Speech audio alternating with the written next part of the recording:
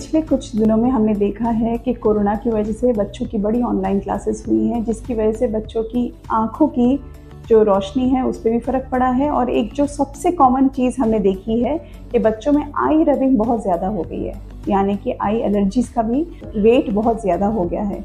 और कुछ दिनों में जब से ये गर्मी बढ़ी है तब से भी आई एलर्जीज़ बहुत कॉमन हो गई, जिसकी वजह से हम देखते हैं हमारे ओपीडी में बहुत देखते हैं कि बच्चों को माँ बाप लेके आते हैं, या तो वो आई रबिंग कर रहे होते हैं या फिर बहुत ज़ोर ज़ोर से आँखों को ब्लिंक कर रहे होते हैं।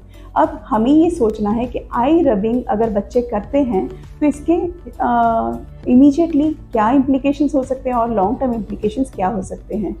आई रबिंग जो है ये करने से 2-3 प्रॉब्लम्स हो सकती हैं। सबसे पहले हाथ हमेशा बच्चों के गंदे होते हैं, खेल के आए होते हैं या फिर हाथ गंदे होते हैं, साफ़ नहीं होते। जब वो आई रबिंग करते हैं तो हाथों से जितना बैक्टीरिया है वो आँखों में चला जा सकता है, जिसकी वजह से उनके आई में इन्फेक्शंस होने के चांसेस बढ़ जाते हैं।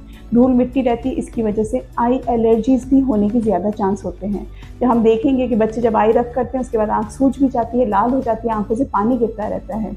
ये इसलिए होता है कि जब भी बच्चे आँखों को रब करते हैं तो आँखों में जो एलर्जी के केमिकल्स होते हैं, जो कुछ केमिकल्स लिबरेट होते हैं, वो निकल के आपकी आई एलर्जी को और 10 गुना बढ़ा देते हैं, जिसकी वजह से इट्स अ विशियस साइकिल। जितना आई आप रब करोगे उतना आपको रब करने की और इच्छा होगी।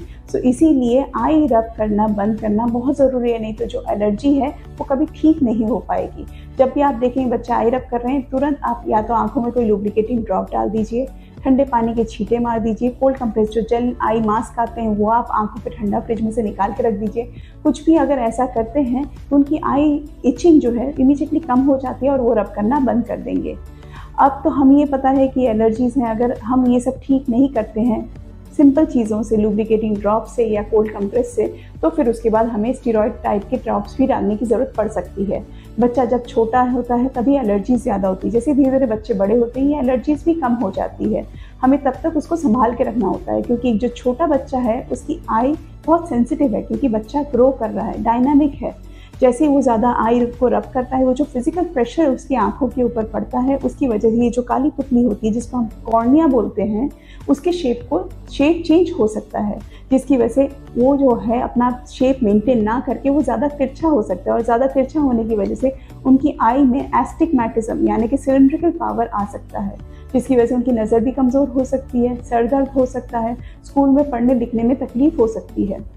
अगर इसको सही टाइम पे ट्रीट नहीं किया गया, आई रबिंग करते रहे और सिलिंड्रिकल पावर बहुत ज़्यादा हो गया, तो एक बीमारी जिसको केरेटोकोनस है बोलते हैं वो भी हो सकता है। तो इसीलिए आई रब जब बच्चा करना शुरू करे उसको इनिशियली सबसे स्टार्टिंग में ही उसको अगर ठीक कर दिया जाए, उसको मना कर दिया जाए तो सबसे बेहतर रहेगा, सो दैट एलर्जीज़, एस्टिग्मैटिज्म यानी कि चश्मे का पावर और इवेंचुअली केरेटोकोनस, इन सब की चांसेस कम हो जाएं।